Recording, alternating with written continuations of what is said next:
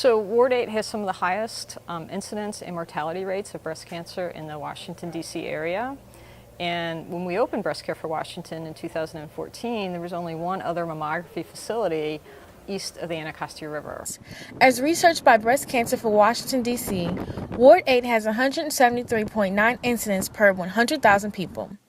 This is alarming since Black women have higher mortality rates for breast cancer and since Ward 8 is 93% African American, with over 36,000 residents being Black women. Doctors like Dr. DeWitty attribute part of the problem of higher rates of breast cancer to the lack of screening available to Ward 8 citizens, as well as the negligence of residents to go out and get screenings.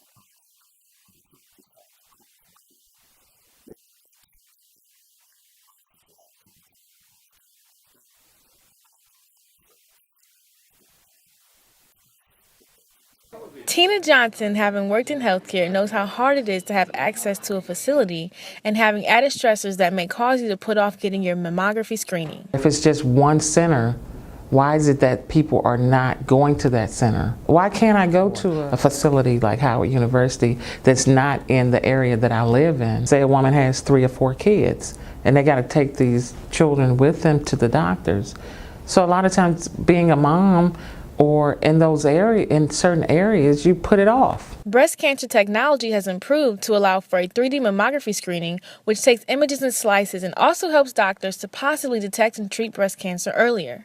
This detection is especially helpful for women with more dense breasts as well. With the radiologist being able to see the underlying breast tissue, there are less callback rates and better detection. So that's another benefit to having the mammograms not only done on a regular basis, but also with the implementation of 3D. Screening with digital mammography is a really good tool for finding breast cancers, and it has been the standard tool for us.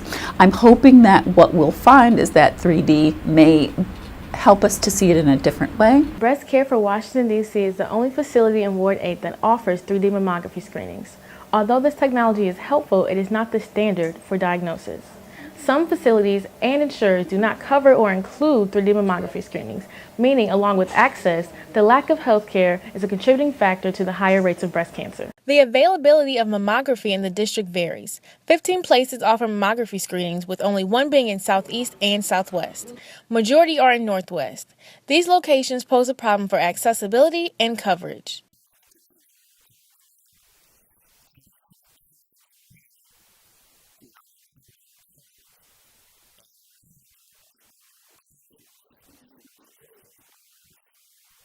Breast cancer survivor Vicki Russell Walton, being misdiagnosed 4 times in 2007, explains how as a Maryland resident, she had to look for other ways to cover her expenses that accumulated with her treatment of breast cancer. Your medicine, your doctor's visits, and your copay, those are all 3 different payments. They're not the same. So even if you have money for your doctor's visits, you won't have it for your copay. My chemotherapy was almost $7,000 every Friday. Who can afford that? Doctors repeatedly stress no matter the amount of facilities available, yearly mammogram screenings are vital. Skipping 1 year would have made all the difference for Johnson. I probably could have avoided getting breast cancer in 2006 if I went to my doctor in 2005 to get my mammogram done. Both Walton and Johnson have a family history of breast cancer, and Johnson has the BRCA gene in her family, yet they still neglected to get their annual mammograms before being diagnosed. Because not me. We always say, not me, never me.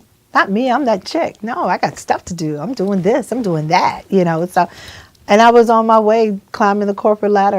Not me.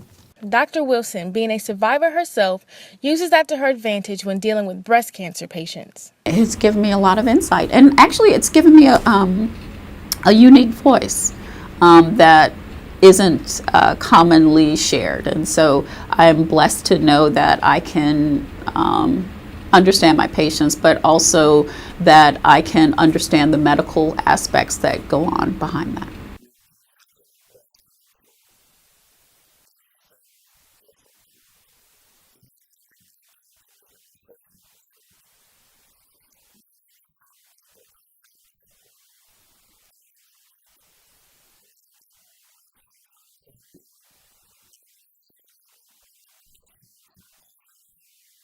The recommendations are that you have 150 minutes of moderate exercise or 75 minutes of vigorous exercise every week. It is also recommended that women stay within 20 to 30 pounds of the weight you were from high school, in addition to eating healthy and getting regular checkups, especially once you reach the age of 40. I'm Brookie Madison with HU's NewsVision.